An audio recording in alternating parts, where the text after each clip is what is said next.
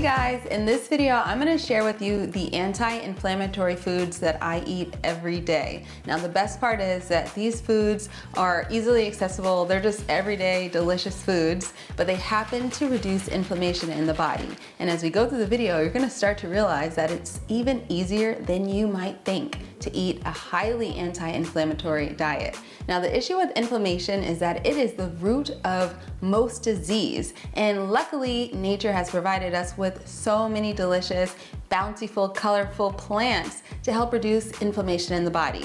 And the other great thing is that these foods aren't only great for reducing inflammation, but they also happen to be high in protein, high in fiber, and high in all the other nutrients that you need to thrive and feel your very best. So before we dive in, please subscribe to my channel and turn on notifications if you haven't already. And while we're at it, go ahead and hit that like button and let's dive in.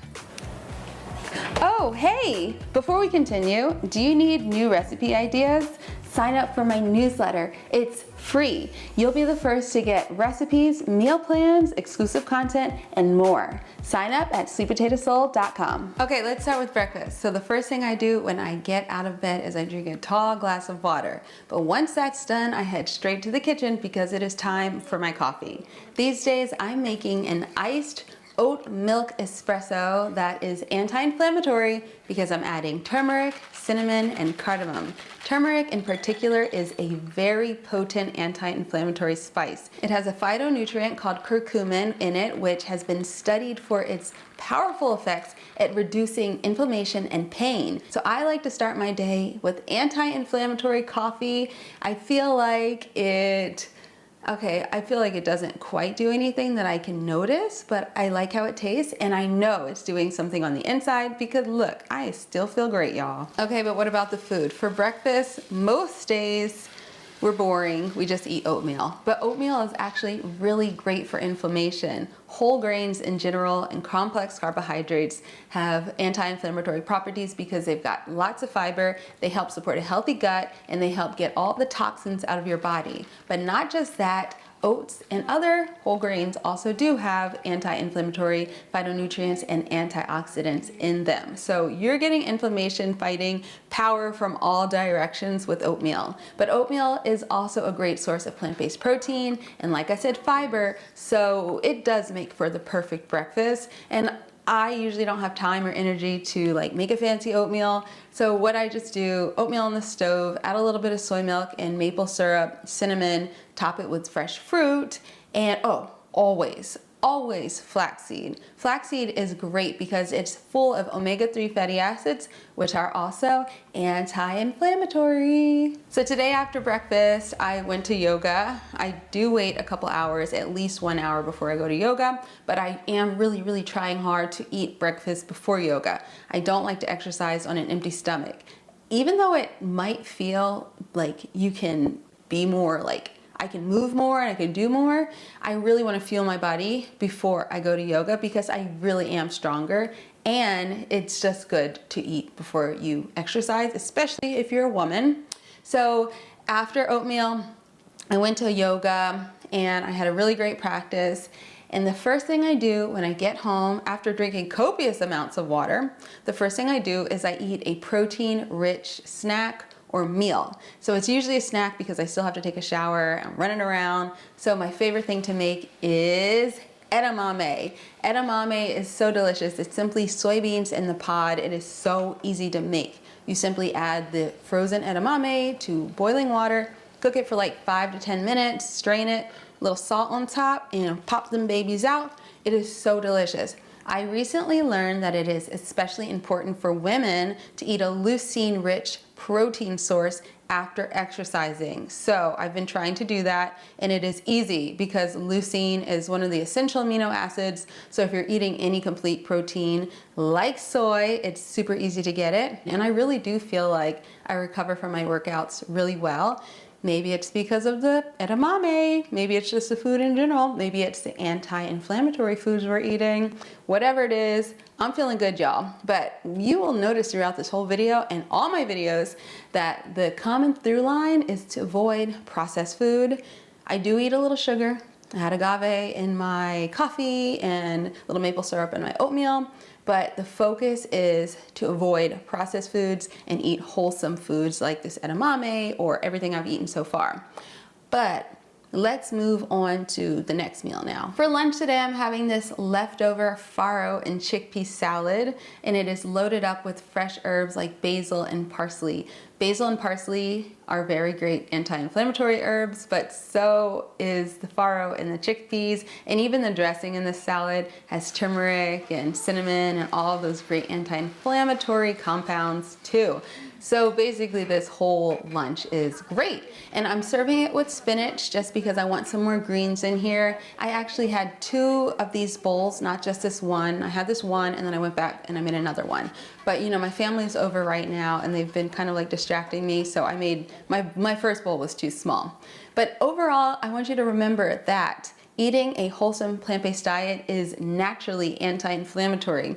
I don't have to go out of my way to find like special powders or like special supplements. It's all in the plants. It's in the beans, which are anti-inflammatory. It's in the whole grains. It's in the fruit. It's in the herbs. It's in the green vegetables. All of this makes up such a healthy anti-inflammatory diet. And it's no wonder that vegans tend to have a lower risk of cancer. I think it's really important though to remember, if you are eating vegan, that you need to focus on whole foods, not processed.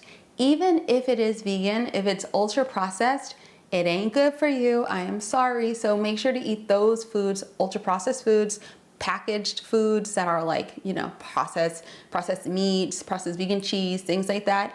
Eat it all in moderation, okay? And focus on the whole foods for the bulk of your diet and you will thrive. Snack time. So I eat snacks throughout the day. My favorite things to grab are nuts. I just have like almonds and pecans and walnuts right in my pantry, eye level, so I can easily grab them. I also love edamame. I eat edamame every single day, pretty much. And I love fresh fruit. We eat fresh fruit all year round as long as it's seasonal. So right now, today I had cherries. I also have watermelon. I had oranges earlier today because that's Baby J's favorite thing. I just make sure to have a lot of seasonal fruit in the house at all times because it makes for such an easy snack. I also like to keep frozen fruit, especially berries, in the freezer so that I can quickly make a smoothie if I need something else, or really if Baby J wants a smoothie because she loves smoothies. All right now, so this is my liquid snack. Every day between 1 and 3 p.m. I have to have a matcha latte, honey. I don't have to, but I have to. I love to. It's a special treat, but it's a special treat that is good for you because matcha is so nutritious. It's high in antioxidants, super, super high. And for those who don't know, matcha is a type of green tea powder. It's the entire leaf ground up to make a powder. And it is very tasty, it's grassy, and I really, really love it as a latte with a little bit of oat milk, a little bit of agave, not too much. It's not a tall, gigantic glass, but it is enough to make me feel like I had a special treat. And this is important, matcha has caffeine. That's why I drink it in the afternoon when I need a little energetic pick-me-up, especially if I've been working all day or have been like doing multiple exercises. Unlike coffee, matcha caffeine does not give you jitters and it does not give you a crash.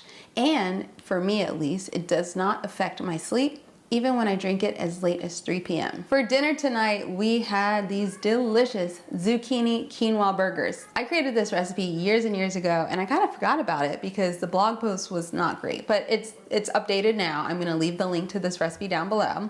But it's great because when it's zucchini season and zucchini is everywhere and you just wanna use it up, these are the burgers for you. These burgers are full of protein, fiber, thanks to the quinoa and the white beans, and also the zucchini. The zucchini adds flavor, but it also keeps these burgers nice and light and tender and moist. So you don't always have to buy burgers at the store. Beyond Meat, I love Beyond Meat, I really do, and I eat those occasionally, but in strict moderation. Instead, when you can, make your own veggie burgers at home. You can control what goes into them and you can make sure that they are anti-inflammatory and fit all of your nutrition needs. These burgers definitely check off that box. Now, when it comes to buns, If I'm like making these for a cookout or with family, I'll usually just eat them on a regular wheat bun or whole wheat bun. But if I'm going to optimize for anti-inflammatory, then I'm going to choose Ezekiel bread. I love Ezekiel bread because it's made with whole grains. My family was here, very loud, causing a lot of ruckus while I was trying to film this video, which is fine. I'm always multitasking, so I also filmed a reel and took some photos for the blog post, a new blog post, which I will link. But I made blackberry cardamom soda for my mom and Nana, and they loved it. It was super tasty, so you guys gotta check out that recipe too. It's very good. I'm so lucky my mom and Nana are watching Baby J tonight because I get to go for my after dinner walk, which I love so much. It's a great way to digest your food and also just unwind before bed. But of course, going for a walk after any meal is a good idea. It doesn't have to be dinner. Get it in where you can fit it in. And like I said, just to relax, let off steam from the whole day. I can think a lot. I listen to my podcast. I can just like digest my food, but digest the whole day. Now you know how easy it is to eat an anti-inflammatory diet, especially if you just focus on eating wholesome plant-based foods at least 80–90% of the time. I do want to tell you that the foods that cause the most inflammation are maybe obvious, like alcohol, dairy, red meat, processed foods, ultra processed foods, junk food, sodas, all those things. So you want to avoid those as much as possible. Even if you're eating a little bit of those foods, if the majority of your diet is this healthy, wholesome food, then I think you'll be just fine. I don't know, I'm not a doctor, but I know for me, I eat some of those things. I drink alcohol occasionally, I eat sugar, I eat junk food, but very strict moderation, and because it's in moderation, I think I'm doing fine. I don't have to be obsessive and I don't have to only eat super duper healthy food. Try it out, see what works for you. If you need more recipes and you need more ideas for delicious anti-inflammatory vegan food, check out my other videos. I've also got great meal plan videos, and head to my blog, sweetpotatosoul.com, for hundreds of delicious vegan recipes. You can also sign up for my newsletter where you will receive recipes every week and free meal plan guide. So check that out, you guys. Thank you so much for watching. I hope this was helpful. If you got any questions, leave them down below in the comments section and I will get to as many as I possibly can. Thank you for watching. I'll see you next time. Bye.